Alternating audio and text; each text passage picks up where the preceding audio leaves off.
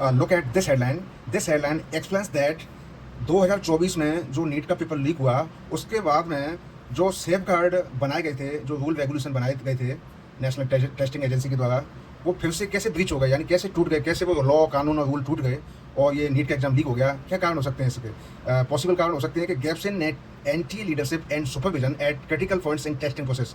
यानी जो testing process में जो महत्वपूर्ण बिंदु होते हैं, उनके हिसाब से देखते हुए जो लीडरशिप है ना, एनटीए की जो लीडरशिप, नेशनल टेस्टिंग एजेंसी की, उसकी जो लीडरशिप और जो सुपरविजन, जो निगरानी में जो गैप है ना, जो इस दोनों के बीच में जो गैप है, जो कमी है, उसके कारण शायद ऐसा हुआ होगा.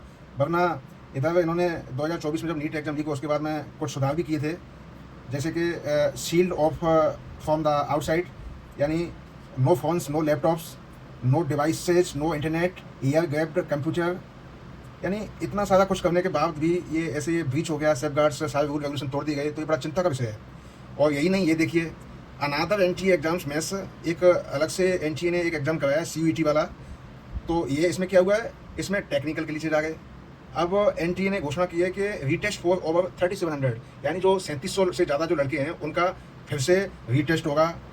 लेकिन रीटेस्ट किनका होगा? Who had completed their biometric registration but had left the examination centres before the test could resume.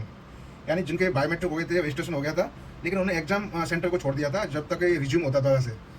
तो अब देखिए आप एक अगेन एंड अगेन क्या हो रहा है.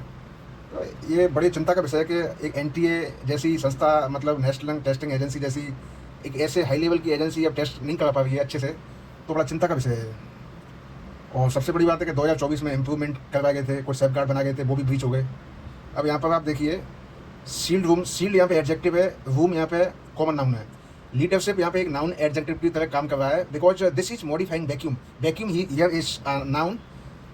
और नीट भी यहाँ पे एक नाउन है. ब्रीच्ड एक वर्ब है. सेफ गार्ड्स नाउन है. फुट यहाँ पर पास्ट पार्टिसिपल है, एक तरह से एडजेक्टिव. सेफ गार्ड्स विच वर्ब पुट, तो बाद वर्ब के बाद पुट थर्ड फॉर्म हो गया पास्ट पार्टिसिपल. तो इस तरह से ये एक तरह से ये पार्ट ऑफ स्पीच हो गया.